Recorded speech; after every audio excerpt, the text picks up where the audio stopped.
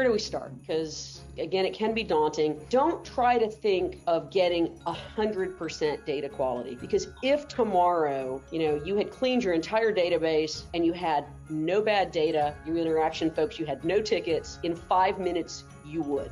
That's how quickly it changes. So don't let the in law firms, the perfect is the enemy of the good. Oh, we can't get it exactly right, so let's not do it. No, break it down into small, manageable pieces and start with an assessment. So when you work with clients, the first thing we say, let's assess the mess. You don't need to clean it all. Let's be respectful of your budget and figure out what are the high priority places to start. Top clients, people on lists for the seminar next week. Base your budget on where you're going to get the most bang for your data quality buck, so to speak. And what can we automate?